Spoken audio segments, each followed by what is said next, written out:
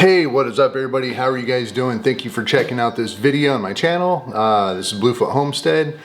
I appreciate any support. That's awesome. Thumbs up, like, share, send a pigeon, whatever you want to do. All good.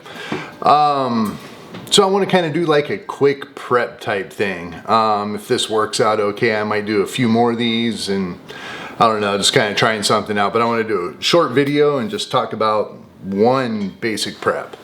So today, well, I want to talk about fishing poles, fishing rods, tackle, fishing, eating, catching. I think this is an absolute must-have for preppers, survivalists, anything like that. Now, if you know how to fish and you are a fisherman or a fisherwoman for that matter, you've already got some stuff.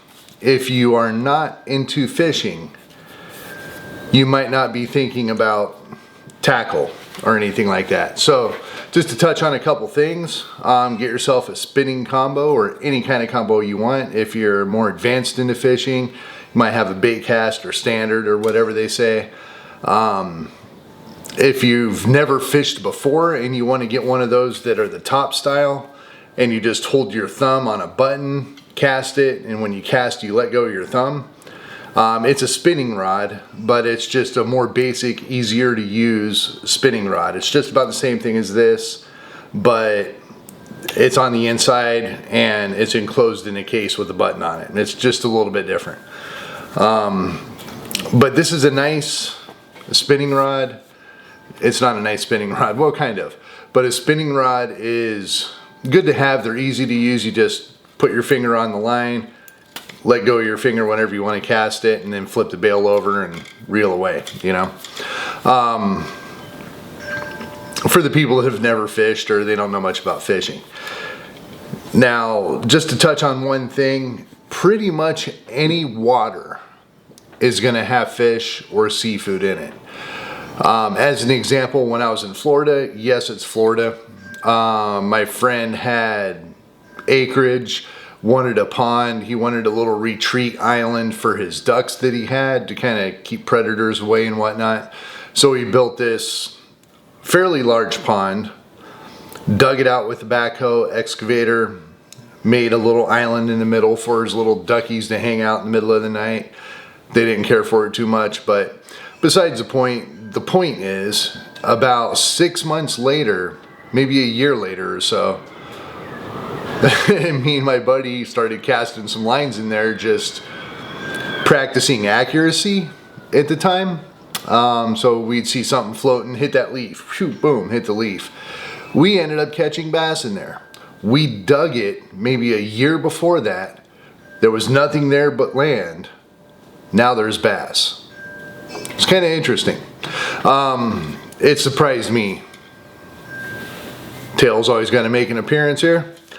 So, yeah, if there's water, pretty much of any kind, as long as it's not toxic, you might have crawdads, you might have fish, you might have something in there that you're going to be able to eat.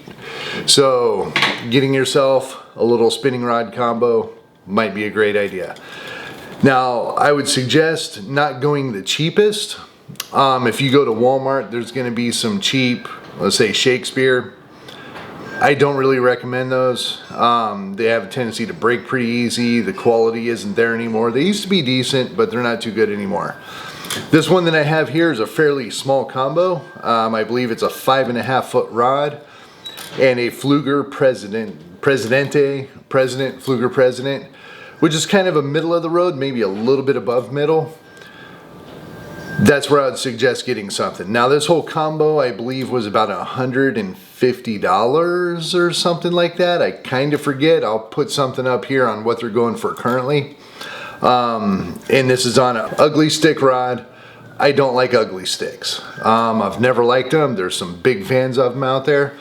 You can get them fairly decently priced, but they've gone up in price over the last few years. Way more than I want to spend. The only reason I got this one is because it was a combo. I wanted the reel. I didn't really want that. I've got 3 of these, 2 of these, and I'm not even a fan of Fluger, but I like them. They're pretty good. They're pretty good. They're kind of the middle of the road for this brand. So yeah, I would suggest maybe $60 or so on a rod and reel. This one is a 1500 series. This is a very small combo. You're not going to go catch a shark on this thing, but you're going to catch something up to maybe 10 pounds or so. The line that I have on here is like 4 to 6 pound test. This is set up pretty lightweight. This is my trout rod. I'm not going to be catching anything really big on this. So I've got other rods for different applications, but I think this is a good all around, not even all around, this is a good lightweight setup. You can go to a 2000 or a 2500 series. Once you learn what you're doing, that's going to catch about anything. I've caught tarpon, if you know what a tarpon is, on a 2500 series rod with, I think it was 20-pound braided spider wire. So yeah, you can catch a lot. You just got to learn how to work the fish and whatnot. So get yourself like a 1500 series or 2500 series or 2000 series. They got different ones now. It's been a while since I've been into it. And maybe start practicing. Go out, do some fishing. At the least, you can just throw a little weight on the end of it, go out in your backyard and just start casting. You know, just practice casting, practice your accuracy, stuff like that, if you're not able to go out and actually do fishing. When you get a chance to go out and do some fishing, go out and do some fishing. Another thing I want to talk about is tackle. Keep it simple. So my tackle has not been used in a while. You might be able to catch this. Yeah. It's been sitting in the corner of my garage for a while and not getting a lot of loving. I'm sorry. Anyway, I need to get out and get some fishing in.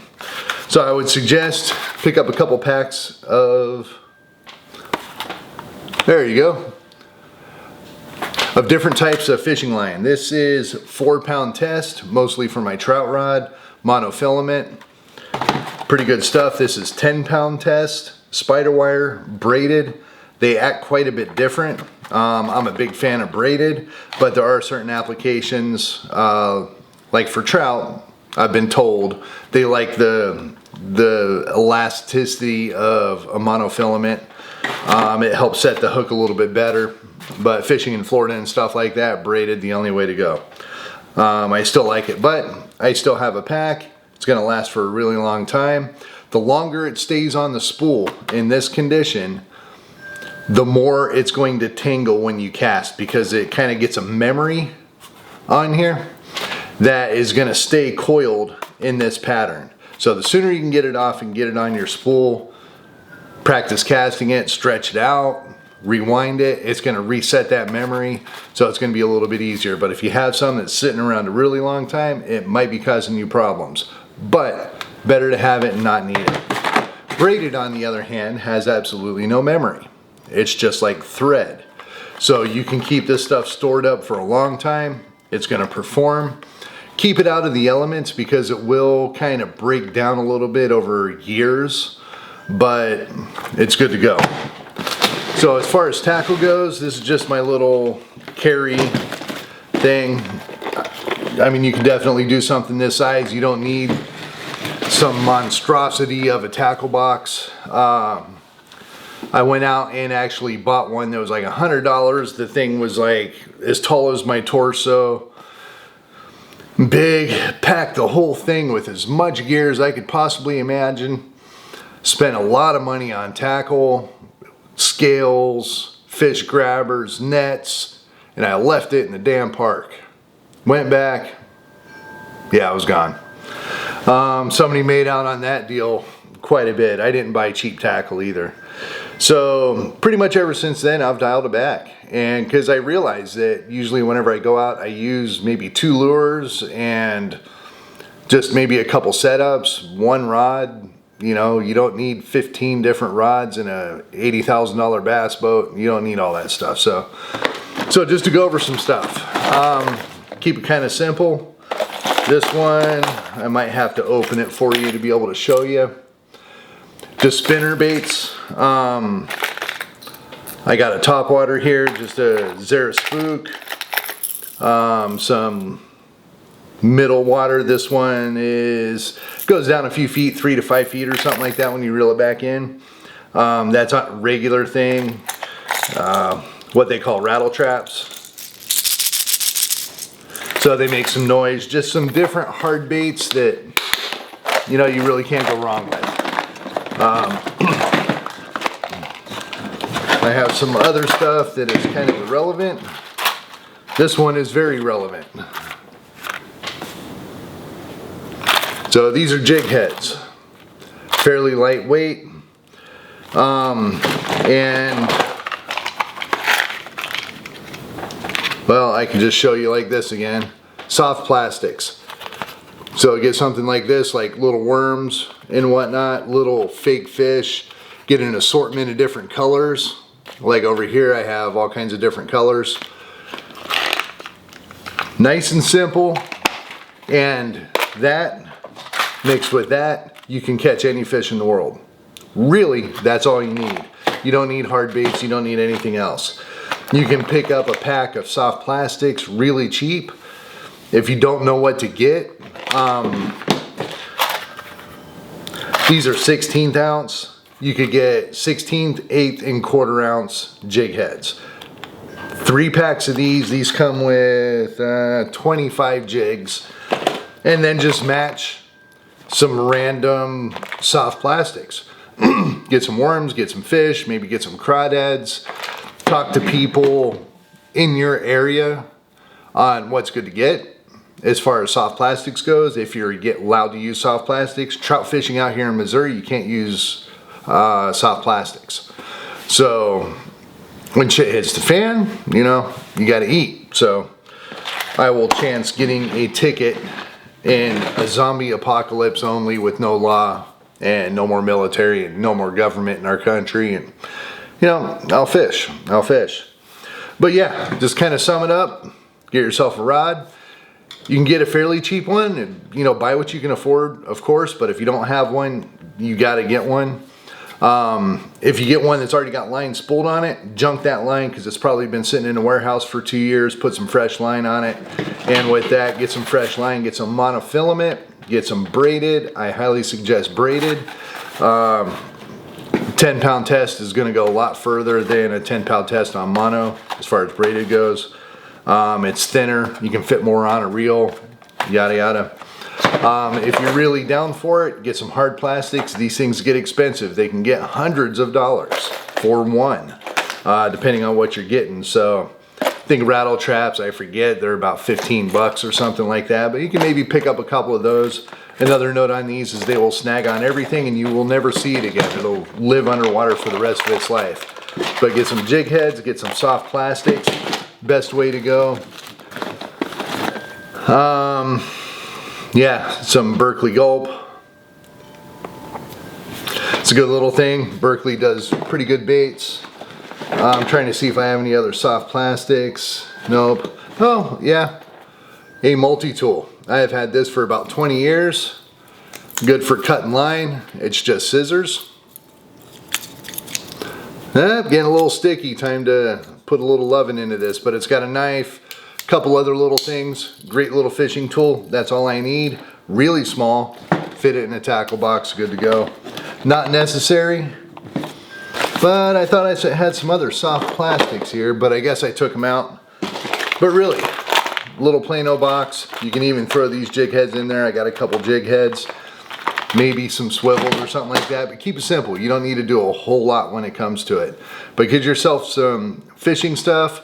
Learn to fish if you don't know how to fish. If you just want to do a hook, split shot, and a bobber, soak your bait out there, that's pretty good too. You can, I've got plenty of these, plenty of weight, split shots, and hooks galore. So I definitely keep those on hand as well. I should have probably mentioned that in the whole thing. I do have a lot of bobbers. I like cork bobbers, but you can buy any sort of bobber that you want. I have them in my other tackle. But yeah, get some fishing stuff. Learn to fish if you don't know how to fish. Make sure that you have a little combo set up for whatever price range that you can afford, to where if you need to, you can get out to any canal, anything like that, and possibly be able to provide food for you, your family, and your loved ones. So I'll leave it at that. Fishing, it's fun. Talk to you guys later. Peace.